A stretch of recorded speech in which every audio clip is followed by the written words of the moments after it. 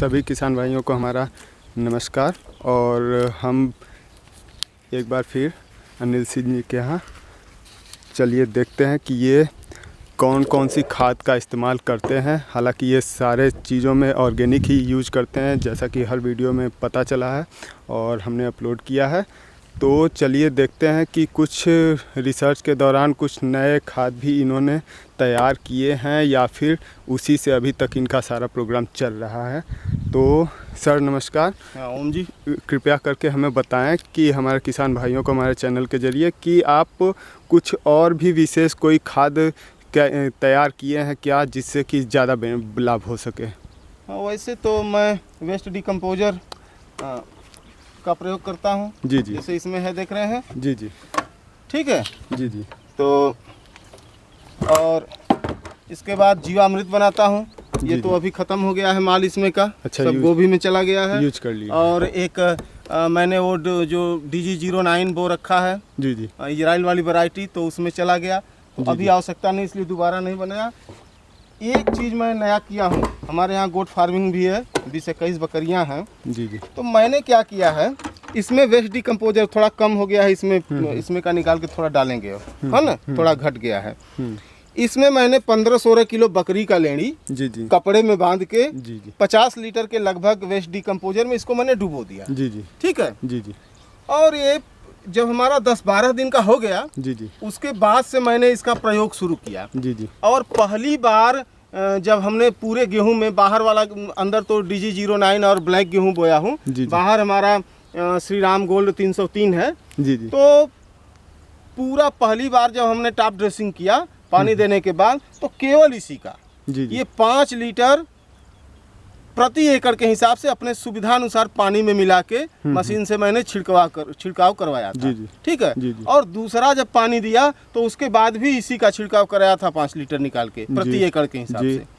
इससे लाभ ये हुआ कि जैसे हम लोग यूरिया डालते थे पहले, तो या और भी किसान अब भी डाल ही रहे हैं हमको छोड़कर, तो यूरिया जब डाली जाती है तो 3-4 दिन के बाद गेहूं का रंग काला होना शुरू हो जाता है, और वो 10 दिन तक 15 दिन तक काला रहता है। इसके बाद फिर हल्का होना शुरू होता है और फिर धीरे धीरे अपने असली रूप में वो आ जाता है, जो जैसा पहले था। इसकी ये विशेषता है कि इसको छिड़काव करने के बाद वो एक बार काला हुआ तो अंत तक, जब तक बाली नहीं हो गई, पीला अब होने के कगार पर है, तब तक वो काला का काला ही है। जी जी, ठीक है।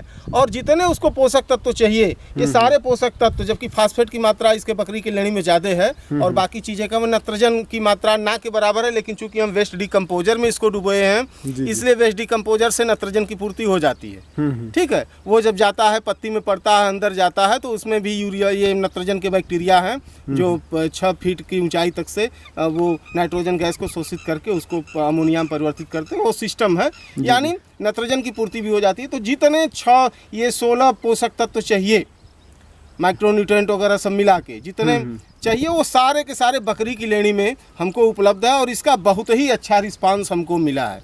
ठीक है। अच्छा। एक और विशेषता, जितना हम निकालते हैं इसमें से, मान लीजिए 5 लीटर निकाला हमने 1 एकड़ में छिड़काव किया, तो 5 लीटर तुरंत हम वेस्ट डिकम्पोजर इसमें डाल देते हैं, और ऐसे ही निकालते रहेंगे, डालते रहेंगे। ये 2 फसल तक हमको काम देगा। अच्छा। अभी गेहूं की फसल मैं ले लिया, और अब धान की फसल में भी इसी का उपयोग करूंगा। अलग से हमको बकरी की लेनी नहीं डालनी है। अच्छा। इसी से चाहे जितना हम डाल लें, जितना निकाल लें, हम 10 एकड़ 20 एकड़ 30 एकड़ जितना खेती करना चाहे, हमारा तो कम ही खेत है। जी जी, ठीक है। हमारा तो 90 एकड़ का पूरा प्लाट है। तो लेकिन ज़्यादा से ज़्यादा जितना आप छिड़काव करना चाहें, तो 5 लीटर की जगह 10 लीटर निकालिए। 5 एकड़ एक दिन में छिड़काव करना है तो 25 लीटर निकालिए, फिर 25 लीटर उसमें डाल दीजिए। ये पूर्ति अपना करता रहेगा। तो ये बहुत ही अच्छा सफल प्रयोग रहा। एक प्रयोग और मैंने किया था, लेकिन अभी वो कंडाल हटा दिया हूँ, उसमें नल लगा हुआ है। वो खली वाला, सरसों की खली वाला।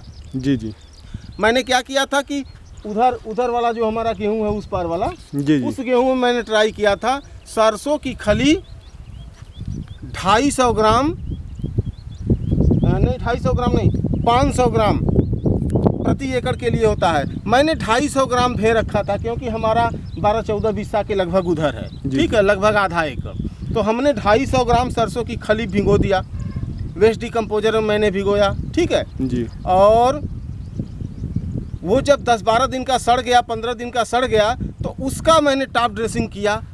ठीक है जी जी। जब उसका टॉप ड्रेसिंग किया मैंने अपने गेहूं में, तो उस गेहूं की भी वही स्थिति है जैसी स्थिति बकरी के लेड़ी वाला ये जो मैंने बना के प्रयोग जी। किया और गेहूं में। जी, ठीक है जी। यानी वो सरसों की खली का भी थोड़ा सा भी अंतर दोनों के रंग में नहीं है, दोनों के फुटाव में नहीं है, उत्पादन में भी। अब तो जब पैदावार हो जाएगी तब क्लियर होगा कि उत्पादन में क्या अंतर है। हाँ। लेकिन बाली उसी तरह से है, पौधा उसी तरह से, कोई अंतर नहीं हुआ। तो एक वो भी सफल प्रयोग है। और उसको मैंने उधर प्याज रोप रखा हूँ। पहली सिंचाई में मैंने उसको डाला था वो जो ये खली थी, सरसों की खली। जी जी। तो वो था। और दूसरी बार मैंने क्या किया कि ये छिड़काव किया हूँ इसका बकरी के लेड़ी वाला जो हमारा जैविक खाद तैयार है। जी जी। ठीक है, तो ये दो मेरे सफल प्रयोग रहे हैं और सारे के सारे पौधे चुस्त दुरुस्त हैं, कोई प्रॉब्लम नहीं है। और मैं समझता हूँ कि यदि किसान डाई यूरिया पोटास की जगह ये बकरी का लेड़ी वाला इस्तेमाल करें और सरसों की खली इस्तेमाल करें तो कम लागत में अच्छी उपज लेगा, जैविक का जैविक भी रहेगा। जी जी। ठीक है, तो ये दो हमारे सफल प्रयोग अभी रहे हैं। इस जानकारी के लिए आपको बहुत बहुत धन्यवाद कि किसान अब बिना डाई यूरिया के सिर्फ बकरी के लेड़ी से, और हमारे यहाँ जबकि सभी किसान भाइयों के यहाँ सरसों की खली उपलब्ध हो जाती है, नहीं तो वो दुकान से भी ले सकते हैं, तो उसके ज़रिए भी वो उन चीज़ों की पूर्ति कर सकते हैं डाई यूरिया की। तो इससे उनका काफ़ी लाभ होगा और ऑर्गेनिक की ऑर्गेनिक चीज़ें रहेंगी। तो इस जानकारी के लिए और इस रिसर्च के लिए आपका बहुत बहुत धन्यवाद। जी जी। हाँ, ओम जी।